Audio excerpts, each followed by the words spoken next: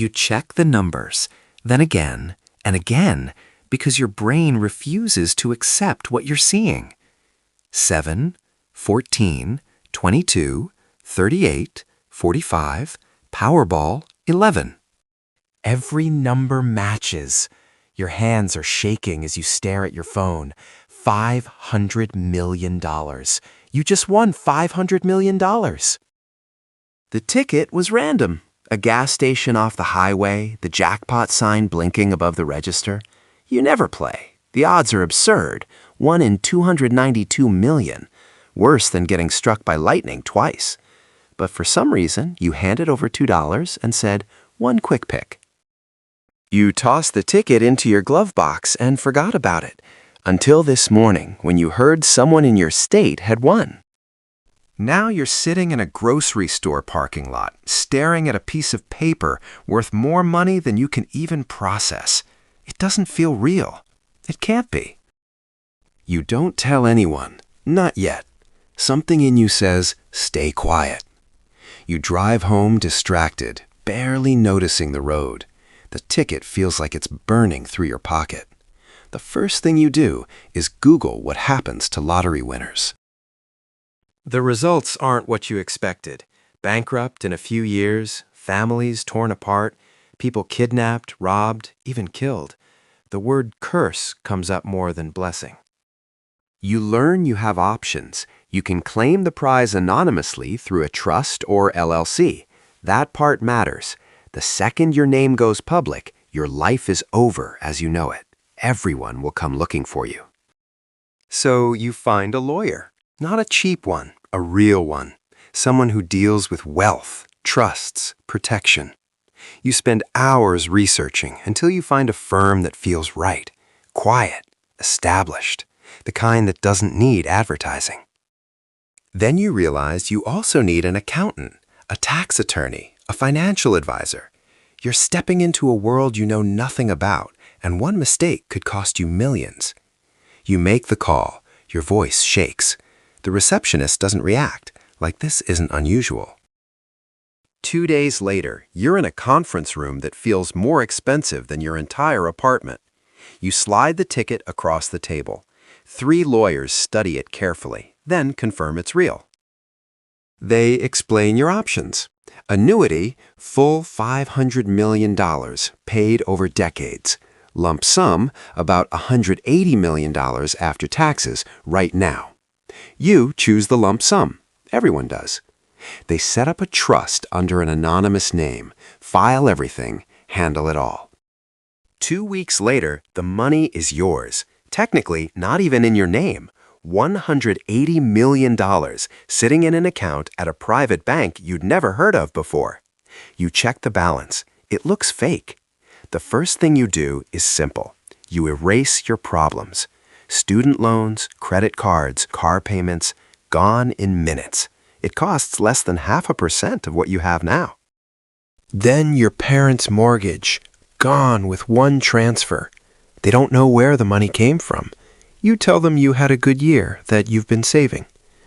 The lie comes easier than you expected. Your mom cries.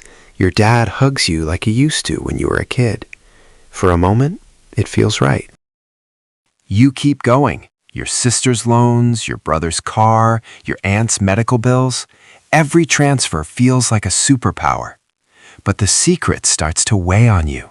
You can't tell anyone, not your family, not your friends, not even your girlfriend. Every conversation feels fake. People complain about money, and you nod along with $180 million in the bank. You quit your job. There's no point staying. Nothing there matters anymore. You tell them you're taking time off, maybe traveling. They throw you a small goodbye party. Cake, cheap champagne. You smile, talk, pretend. Then you walk out, knowing you'll never need a job again. It should feel freeing. It doesn't. It feels unsettling. So you travel. First-class flights, luxury hotels, cities you've only seen online. Paris, suites with views, rooms bigger than your old apartment. Everything exactly how you imagined. At first, it's incredible. then it's just normal. The seat is still just a seat, the food is still just food, and at 2 a.m., you're still alone, scrolling your phone. You come back after 2 months and realize you have no routine, no structure, no reason to wake up. Eventually, you tell your girlfriend. You explain everything, the ticket, the money, the trust. You watch her reaction shift from disbelief to excitement to something harder to read. Things change, subtly but permanently. Every decision feels heavier. Every gift means something else now. You start wondering what she really sees when she looks at you. 3 months later, she leaves. Not because of the money, she says, but because you changed. Maybe she's right. People start noticing. They always do.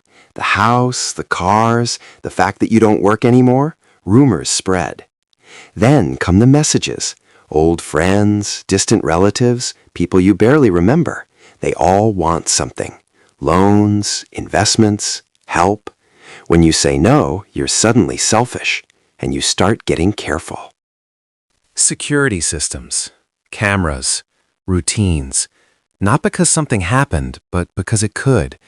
Every new person feels like a risk. Every old connection feels suspicious. Your world gets smaller. You try to do good. Donations, helping strangers, funding things that actually matter. For a moment, it feels meaningful. But it fades. Years pass. The money grows. That's what money does when you have enough of it. You're not unhappy, but you're not happy either. Just neutral. The fear is gone, but so is the drive, the excitement, the feeling that things matter. When you can have anything, nothing feels special. You start thinking about who you were before, broke, stressed, but alive in a way you don't feel anymore. Now everything is easy, instant, empty. The ticket sits in a safe somewhere. 7 numbers that changed everything. Would you do it again? Some days, yes. You helped people. You changed lives. Some days, no. You'd give it all back just to feel normal again. Because this isn't just winning. It's a different kind of trap. You can do anything, but somehow it all feels the same.